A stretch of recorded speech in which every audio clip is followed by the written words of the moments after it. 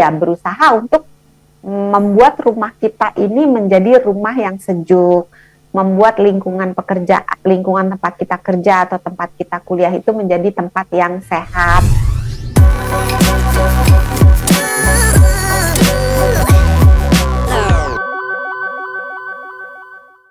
Melanjutkan tentang tantangan kesehatan di cuaca panas, tadi antisipasi jangka pendeknya sudah, jangka panjangnya apa dok yang bisa kita lakukan?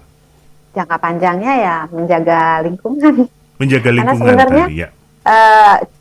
Fenomena cuaca panas di Indonesia ini tidak terlepas dari perubahan iklim secara global. Jadi kita ini banyak warganya yang cuman mikir yang penting gue, yang penting keluarga gue, yang penting rumah gue, yang penting mobil gue. Orang lain ya urusan lo deh gitu kan. Padahal kita hidup di dalam satu tempat yang luas yang namanya bumi. Jadi apa yang kita lakukan dan apa yang tidak kita lakukan itu akan mempengaruhi bumi. Walaupun kesannya ya elah dokter Santi cuma satu orang doang, nggak pengaruh kali gitu kan. Tapi bayangin kalau seluruh bumi ini penduduknya punya pikiran kayak gitu, ya elah orang lain aja, cuma satu orang mah gak ada dampak gitu kan. Ya nggak bakal terjadi perubahan kan. Nah, jangka panjangnya ya berusaha untuk membuat rumah kita ini menjadi rumah yang sejuk, membuat lingkungan tempat kita kerja atau tempat kita kuliah itu menjadi tempat yang sehat gitu. Karena paling gampang ya nanam pohon. Ya, terus membuat supaya di rumah itu aliran sirkulasi udaranya baik. Betul.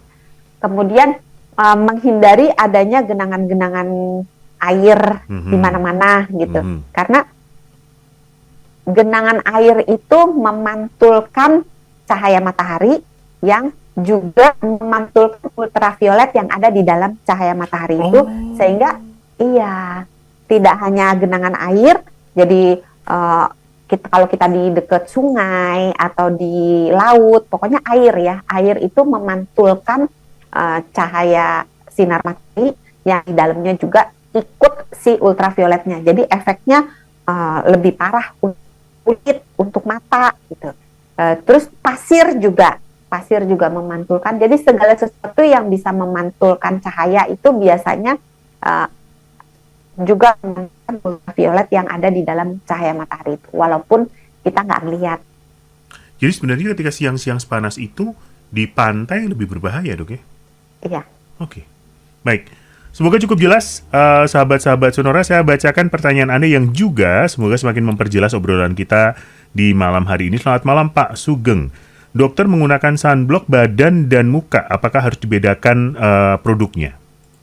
Iya, selamat malam Pak Sugeng. Terima kasih atas pertanyaannya.